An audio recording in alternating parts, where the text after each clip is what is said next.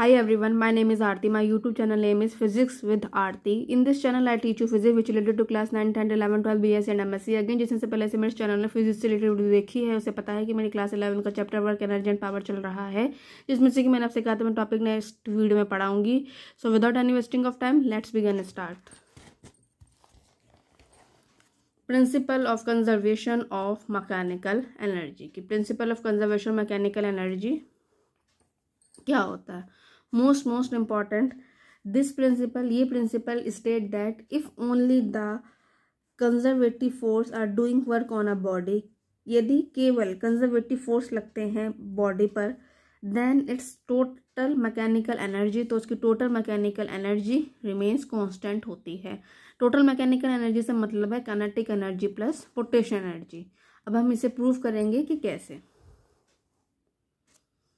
Suppose that हमें मानते हैं a body undergo displacement, body में डिस्प्लेसमेंट हो रहा है delta x under the action of A conservative force, conservative force लगने के कारण, जिसे हमने कैपिटल एफ एक्स माना है. तो then from work energy theorem, work energy theorem कहती है the change in kinetic energy क्या होगा, delta K is equals to F X del X. As the force is conservative, चूंकि फोर्स कंजर्वेटिव है, the change in potential energy given by, change in potential energy क्या होगी, U is delta U is equals to minus K, मतलब negative of the work done K. क्योंकि हम ये formula पहले ही पढ़ चुके हैं और रिलेटिव वीडियो में चैनल अपलोड कर चुकी हूँ कि डेल्टा U माइनस के एफ एक्स डेल एक्स कैसे होता है. जिसने नहीं जाकर देखी जाकर देख सकते हैं. तो माइनस के एफ एक्स डेल एक्स हो गया. ठीक, combining the above two equation, तो डेल्टा के की वैल्यू क्या लिखी थी हमने, माइनस डेल्टा के की वैल्यू क्या आ जाएगी, माइनस के डेल यू. क्यों? क्योंकि यहाँ पे देखो डेल्टा यू की वैल्यू क्या है, माइनस के एफ एक्स डेल एक्स, और यहाँ पे हमारी के की वैल्यू क्या है, प्लस के एफ एक्स डेल एक्स. तो हम क्या कह सकते हैं दोनों इक्वेशन से कि delta K is equals to minus के डेल यू, और यहाँ माइनस का यहाँ पे ले जाएंगे प्लस, डेल्टा कॉमन ले लेंगे तो K plus U is equals to zero, delta K plus U is equals to zero. या फिर हम कहेंगे कि के प्लस यू क्या हो गया, कांस्टेंट. या इस अनदर वर्ड में क्या कहेंगे, K I plus U I is equals to K F plus U F, मतलब काइनेटिक आई मतलब initial kinetic energy, initial potential energy, final kinetic energy, final potential energy, दोनों क्या एक दूसरे के बराबर हैं. ऑल्दो यद्यपि individual the kinetic energy potential energy में चेंज, यदि kinetic energy potential energy change होती है from one state of the system, से दूसरे स्टेट में, एक स्टेट से दूसरे स्टेट में, बट दे आर सम, लेकिन जो उनका सम होता है या फिर कहो टोटल मैकेनिकल एनर्जी होती है जो सिस्टम की होती है वो कंजर्वेटिव होती है, रिमेन कांस्टेंट होती है. कब? Under the conservative force. तो ये हमने प्रूव कर दिया. अब हम पढ़ेंगे नेक्स्ट टॉपिक अपना, the principal of conservation of energy. What is the principal of conservation energy? This is the most important. Short very short में पूछा जाता है कि प्रिंसिपल बताइए ऑफ कंजर्वेशन ऑफ एनर्जी का, कि when we throw a ball, जब हम बॉल को ऊपर की तरफ फेंकते हैं तो जो केमिकल एनर्जी होती है जो स्टोर्ड होती है बॉडी में, गेट ट्रांसफर्ड, वो ट्रांसफर्ड हो जाती है टू द बॉल में एज इट काइनेटिक एनर्जी के रूप में. और as the ball moves up, जैसी बॉल ऊपर की तरफ फेंकी जाती है, इट लूज काइनेटिक एनर्जी, वो अपनी काइनेटिक एनर्जी को लॉस कर लेती है, and gain potential energy, potential energy को गेन कर लेती है. एट द हाईएस्ट पॉइंट पे all of it kinetic energy, उसकी सारी काइनेटिक एनर्जी चेंज हो जाती है पोटेंशियल एनर्जी पर. और एज द बॉल फॉल, जैसी बॉल गिरती है ऑन द ग्राउंड में, इट पोटेंशियल एनर्जी, उसकी पोटेंशियल एनर्जी चेंज हो जाती है इनटू हीट में एंड साउंड में. ऑल्दो यद्यपि एनर्जी इज बीइंग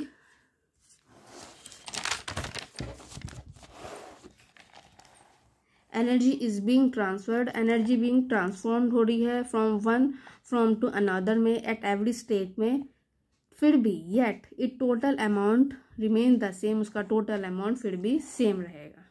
तो एक तरीके से हम कह सकते हैं कि this is the principal of conservation of energy which can be stated, जिसे हम स्टेट कर सकते हैं इन अ नंबर ऑफ वे, अलग अलग तरीके से. पहला, energy can neither be created, energy को ना तो क्रिएट किया जा सकता है नॉट डिस्ट्रॉयड, ना ही डिस्ट्रॉयड किया जा सकता है. इट मे बी ट्रांसफॉर्म्ड, उसको सिर्फ ट्रांसफॉर्म किया जा सकता है from one form to another. पहला पॉइंट. या हम इसे ऐसे भी कह सकते हैं कि total energy of an isolated system क्या होती है, remain constant. Third point, as the entire universe may be regarded as an isolated system. यदि हम एंटायर यूनिवर्स को आइसोलेटेड सिस्टम मान लें तो टोटल एनर्जी जो होगी ऑफ द यूनिवर्स की वो कांस्टेंट होगी। और if one part of the universe loses energy, यदि one part of the universe energy को लॉस करता है तो अनदर पार्ट मस्ट गेन, दूसरा पार्ट एनर्जी गेन करेगा उतनी ही मात्रा में, must gain an equal amount of energy. ठीक, तो ये उसके हो गए number of way, 3 number of way हमने बता दिए। And now what is the power. Power क्या है, it is the most important. It is defined as, जैसे हम डिफाइन कर सकते हैं, the rate of doing work. Rate क्या है, of doing work. If an agent, यदि कोई एजेंट डज वर्क, डब्ल्यू करता है work in time small T में, then it average power is, तो उसकी एवरेज पावर क्या होगी, इज गिवन बाय, उसकी एवरेज पावर होगी given by P, A V मतलब average, equal to W upon T. ठीक, the shorter is the time, जितना कम समय लिया जाता है, time taken by a person या मशीन के द्वारा in performing a particular task, a particular task को करने में, तो large is the larger is the power, larger होगी पावर ऑफ दैट पर्सन की या मशीन की। क्यों, क्योंकि P average is equal to W upon T. ठीक, power is a scalar quantity, power एक स्केलर क्वांटिटी होती है because it is the ratio of 2 scalar quantities, क्योंकि ये रेशो होता है 2 स्केलर क्वांटिटीज का, पहला होता है वर्क और दूसरा होता है टाइम। अब हम निकालेंगे dimension. What is the dimension of power, P is equal to W upon T. W की डायमेंशन होती है ml square T minus 2, T की डायमेंशन होती है कैपिटल टी, तो हम इसको सॉल्व करेंगे तो ml square T minus 3। What is the unit of power, power की यूनिट क्या होती है, most important, the SI unit of power is what, जिसे हम कैपिटल डब्ल्यू से रिप्रेजेंट करते हैं। और जो पावर ऑफ होती है ऑफ एन एजेंट की इज 1 वाट, 1 वाट होती है इफ इट डज वर्क, यदि वो वर्क करता है at the rate of 1 joule, 1 joule पर, 1 जूल क्या वर्क पर सेकेंड, और टाइम क्या है 1 second, means 1 watt is equal to 1 joule upon 1 second, या 1 W is equal to 1 joule per second. The bigger unit of power जो होती है वो होती है किलोवाट, जिसे हम के स्मॉल के कैपिटल डब्ल्यू से रिप्रेजेंट करते हैं, और हॉर्स पावर जिसमें एच और पी दोनों ही छोटे होते हैं। एंड द नेक्स्ट इज, इसे हम कह सकते हैं 1 kilowatt is equal to 1000 watt, या 1 kW इज इक्वल टू 10 की power 3 watt. 1 horse power equal to 746 watt, या 1 HP is equal to 746 W। ये मोस्ट इंपॉर्टेंट रिलेशन है, आपको रिलेशन पता होना चाहिए किलोवाट और वाट का में क्या रिलेशन होता है, हॉर्स पावर और वाट में क्या रिलेशन होता है। अब हम पढ़ेंगे instantaneous power. What is the instantaneous power, the power of an agent, जो पावर होती है एजेंट की, मे नॉट बी कांस्टेंट, वो कांस्टेंट नहीं होती है ड्यूरिंग अ टाइम इंटरवल, एक टाइम इंटरवल के दौरान। जो इंस्टेंटेनियस पावर होती है उसे हम डिफाइन कर सकते हैं एज द लिमिटिंग वैल्यू, एक limiting value of the average power की as the time interval approaches 0, जैसे टाइम इंटरवल कहाँ जाता है, अप्रोचेज 0 में जाता है। कहने का मतलब है कि if delta W is work is done in a small interval delta T, यदि डेल्टा डब्ल्यू वर्क किया गया डेल्टा टी में, तो instantaneous power is given by delta W over delta T, limit delta T tends to 0। ये limit delta T tends to 0 किसके लिए है, instantaneous power के लिए है, क्योंकि अभी हमने क्या कहा कि टाइम इंटरवल अप्रोचेस टू 0, जिसे हमने ऐसे रिप्रेजेंट किया कि limit delta T tends to 0। तो हम कैसे सकते हैं, P is equal to limit delta T tends to 0 delta W over delta T equal to D W over D T. ठीक, what is the power, power is the dot product, power एक dot product होती है। The work done by a force F, जो work किया जाता है force F के द्वारा for a small displacement dr, small displacement dr के द्वारा is given by D W is equal to F dot dr। तो the instantaneous power can be expressed as, तो हम इंस्टेंटेनियस पावर को कैसे एक्सप्रेस कर सकते हैं, P is equal to D W over D T equal to F dot D R over D T, but D R over D T is equal to V, मतलब instantaneous velocity, तो P is equal to F dot V। ये एक तरीके से हमने relation निकाल दिया power, force और वेलोसिटी में।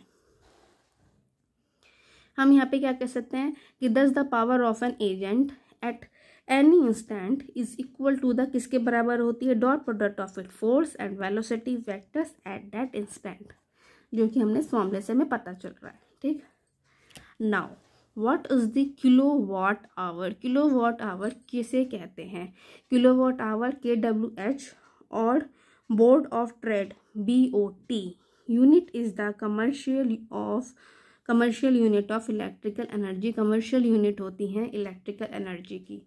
1 kilowatt hour is the electrical energy, 1 kilowatt our एक इलेक्ट्रिकल एनर्जी होती है जो कि कंज्यूम की जाती है बाय एन एप्लायंस के द्वारा of 1000 watt in 1 hour. That is the most important, आपसे पूछा जाता है कि what is the kilowatt hour. Now it is the relation, again most important, कि रिलेशनशिप बताइए between kilowatt hour and joule के लिए। 1 किलोवाट आवर को हम कह सकते हैं 1 kV 1 kW 1 kilowatt hour equal to 1 kW multiply 1 hour. 1 kilowatt hour is equal to 1 kilowatt multiply 1 hour. 1 kilowatt में कितने वाट होंगे, 1000 वाट। 1000 में कितने सेकंड होंगे, 3600 सेकंड। इसकी मल्टीप्लाई करेंगे 3.6 इंटू 10⁶ जूल। तो 1 किलोवाट आवर किसके बराबर हो गए, 3.6 into 10⁶ joule. Now what is the collision, it is the most important topic for the 11th class purpose. इसे हम करेंगे अपनी नेक्स्ट वीडियो में। अगेन मैंने जितना भी आपको पढ़ा दिया है उससे रिलेटेड आपको कोई भी टॉपिक पूछना हो तो आप कमेंट बॉक्स पे कमेंट कर सकते हैं। मेरी 100% कोशिश रहेगी कि मैं आपकी प्रॉब्लम का सॉल्यूशन कर सकूं जो फिजिक्स से रिलेटेड है। 11th क्लास के स्टूडेंट तो सुन ही रहे हैं, इसके अलावा यदि कोई 9th 10th BSc MSc 12th class के स्टूडेंट को भी फिजिक्स से रिलेटेड कोई भी टॉपिक पूछना हो तो वो भी कमेंट बॉक्स पे कमेंट कर सकता है। मेरी 100% कोशिश रहेगी कि उनकी प्रॉब्लम का सॉल्यूशन कर सकूं जो फिजिक्स से रिलेटिव है। Again please subscribe my YouTube channel which name is physics with Aarti, क्योंकि यदि आप मेरे चैनल को सब्सक्राइब करेंगे तो मुझे मोटिवेशन मिलेगा और मैं ऐसे ही अपने नोट्स इस चैनल में अपलोड करती रहूँगी, because notes are most important. आप किसी भी चीज़ को कितना भी समझ लीजिए, लास्ट पेपर में आपको नोट्स लिखने होते हैं जिसके बेस पर आपकी एग्जाम में डिवीजन बनती है। So for examination purpose notes are most important. So please subscribe my YouTube channel which name is Physics with Aarti and also share with your friend ताकि उनको भी आपकी तरह notes provide हो सके। Okay student, bye.